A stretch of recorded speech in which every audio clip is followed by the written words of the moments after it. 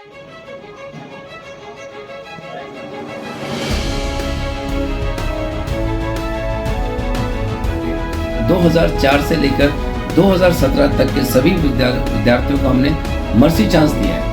इसके जो है इंट्रोड्यूस किया है हर क्वेश्चन पेपर पे कम से कम 3 जगह, और पिछले बार हमने कम से कम 6 लोगों के खिलाफ एफआईआर दर्ज कराई। नमस्कार, दैनिक साथी के डिजिटल प्लेटफॉर्म पर आपका स्वागत है। हरियाणा सरकार की अनोखी पहल, अब नहीं रुकेगी किसी भी छात्र की पढ़ाई।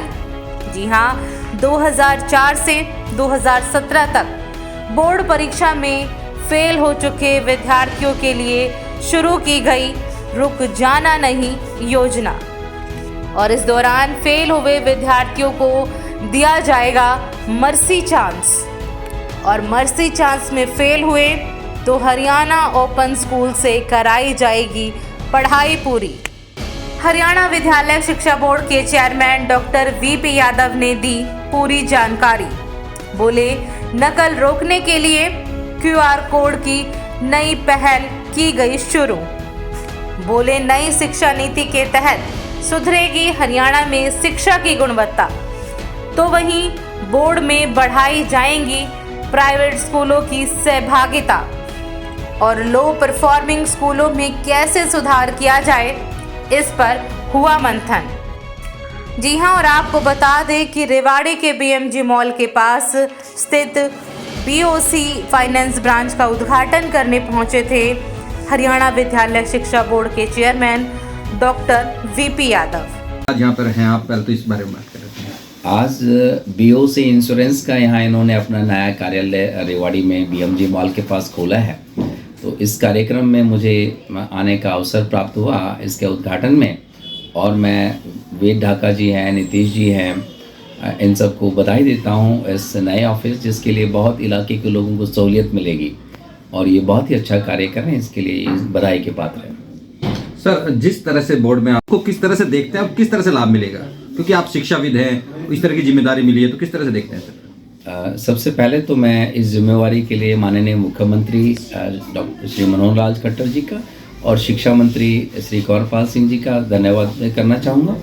पहले भी मैं वाइस चेयरमैन रहा हूँ, तो बोर्ड को बखूबी से समझने का मौका मिला हुआ था, और इस नए दायित्व में, इस जिम्मेवारी में मैं कहना चाहूँगा कि बोर्ड के अंदर नए नए आयाम स्थापित हो रहे हैं। नए नए शिक्षा नीति 2020 जो है उसको बखूबी से लागू किया जा रहा है।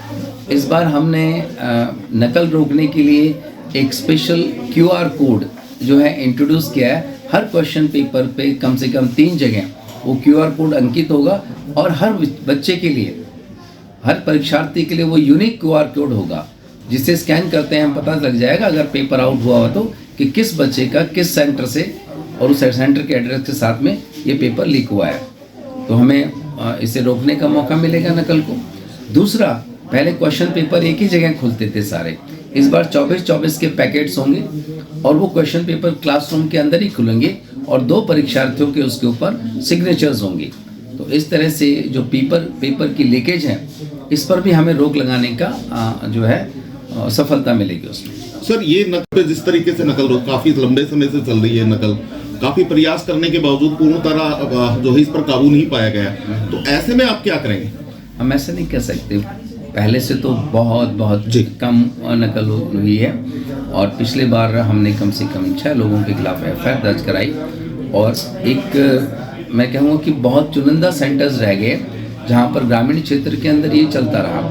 लेकिन जिस तरह के हमने सिस्टम इंट्रोड्यूस किए इस बार, कोई भी नकल क्वेश्चन पेपर आउट होने के बाद ही शुरू होती है, जब उसका सोल्यूशन लोगों के पास पहुँच जाता है। जब क्वेश्चन पेपर ही आउट नहीं होगा तो मानकर चलिए कि किसी तरह से नकल भी नहीं हो पाएगी। सर, नई शिक्षा नीति का उसका पहला बात। दूसरी बात, जिस तरह से विश्वास, जो यदि प्राइमरी एजुकेशन की बात कर ले, माध्यमिक की सेकेंडरी की बात कर ले, प्राइवेट सिस्टम में ज़्यादा बढ़ रहा है, और जो सरकारी शिक्षा है उससे कहीं ना कहीं लोगों का विश्वास डगमगाया है, तो उसको किस तरह से मतलब चैलेंज है और किस तरह से बनाए रखा जाएगा? मैं आपको एक उदाहरण देना चाहूँगा। हाल में ही, ऐसा नहीं है, सरकार इस पर पूरे प्रयास कर रही है। हाल में ही 12 जनवरी को शिक्षा विभाग ने और विद्यालय शिक्षा बोर्ड ने एक बहुत बड़े सेमिनार का आयोजन किया था करनाल के अंदर, जिसके अंदर हमारे एसीएस डॉक्टर महावीर सिंह जी और डीएससी डॉक्टर अंसर सिंह जी वहाँ पर मौजूद थे, मैं भी था उसमें। हमने जो लो परफॉर्मिंग स्कूल थे पूरे प्रदेश में उनकी समीक्षा की, उनके वहाँ पे उनके प्रिंसिपल से बात की और उनको परिणाम बेहतर कैसे बनाए जाते हैं इसके ऊपर हमने उनको दिशा निर्देश दिए। तो इस तरह से सरकार अपना काम कर रही है, विद्यालय शिक्षा बोर्ड भी अपना काम कर रहा है और हम गुणवत्ता की ओर उनको ले जा रहे हैं। मैं समझता हूँ कि गवर्नमेंट स्कूलों में भी बहुत अच्छे हाईली क्वालिफाइड टीचर्स हैं और आने वाले समय में उनकी गुणवत्ता और बेहतर होगी। नई शिक्षा नीति को पूरी तरह से लागू किया जाएगा और सभी विद्यालय इसकी ओर बढ़ रहे हैं। साथ में बस कहना चाहूँगा कि प्राइवेट स्कूल्स हैं वो भी बहुत अच्छा कर रहे हैं और बोर्ड के अंदर उनकी सहभागिता को भी हम बढ़ा रहे हैं। साथ में इस बार हमने प्राइवेट स्कूलों की भी पहली बार इतने लार्ज स्केल बेसिस पर सेंटर बनाए। ग्रामीण क्षेत्रों में खास तौर पर हमने प्राइवेट स्कूलों को परीक्षा केंद्र इस बार बनाया है और जो अंकन प्रणाली है इवैल्यूएशन सिस्टम उसके अंदर भी पायलट बेसिस पर प्राइवेट स्कूलों के अंदर अंकन केंद्र स्थापित किए जाएंगे। एक सर गुणवत्ता सर्वे आया कि जो 20,000 एक सैलरी शिक्षक लेता है उसका रिजल्ट 100% ठीक है। जो 80,000 लेता है वो कहीं ना कहीं मतलब सरकारी की ओर इंगित करता है, जो सरकारी शिक्षक है वो उस रिजल्ट में परफॉर्मेंस उसकी बेटर नहीं रहती। तो उसके लिए अभी आपने बताया किस तरह से ये मतलब जो परसेप्शन है किस तरह से बदल पाएगा सर? ये देखिए, सरकार शिक्षा विभाग ऐसे टीचर्स को चिन्हित करके, विद्यालयों को चिन्हित करके उनका परिणाम बेहतर कैसे किया जा सकता है इसके लिए ट्रेनिंग्स भी कर रहा है और उनको नए नए गुण सिखा रहा है। टेक्नोलॉजी का भी इंटीग्रेशन हो रहा है, जैसे बहुत सारे बच्चों को टैबलेट भी दिया है ताकि वो सेल्फ स्टडी भी कर सकें और कनेक्टेड रहें। तो इस तरह से हरियाणा विद्यालय शिक्षा बोर्ड भी अपना ट्रेनिंग डिवीजन को एक्टिवेट कर रहा है। साथ में ही हमने एक और बहुत अच्छा कार्यक्रम शुरू किया है जिसका नाम है रुक जाना नहीं। ऐसे विद्यार्थी जो किसी तरह से भी परीक्षा देने से वंचित रह गए या सब्जेक्ट में फेल हो गए, 2004 से लेकर 2017 तक के सभी विद्यार्थियों को हमने मर्सी चांस दिया है। इसके तहत जो परीक्षाएं पूरी अपनी कर लेंगे उनको हम सर्टिफिकेट जारी कर देंगे।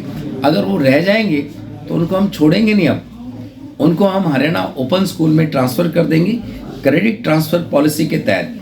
इससे अगर मान लीजिए उनके 2 विषय रहेंगे, हम उनको 5 साल का समय देंगे, वो हर साल 1 पेपर क्लियर कर ले या 2 पेपर क्लियर कर ले और वो अपनी पढ़ाई पूरी करे। इससे तो इस तरह के सकारात्मक बदलाव ये नई शिक्षा नीति के तहत कि कोई भी शिक्षा से वंचित न रह जाए, ये हमने क्रियाशील किया है हरियाणा विद्यालय शिक्षा बोर्ड में। सर लास्ट क्वेश्चन, एक शिक्षक है गैर शैक्षणिक कार्य उनसे बहुत ज़्यादा कराए जाते हैं, तो ऐसे में उनकी क्वालिटी गुणवत्ता कैसे सुधारी जा सकती है जब सर वो एक्स्ट्रा कामों में बिजी रहेंगे? कि गैर शैक्षणिक कार्यक्रम का जहाँ तक है, सरकार हमेशा एक बैलेंस बनाकर चलती है।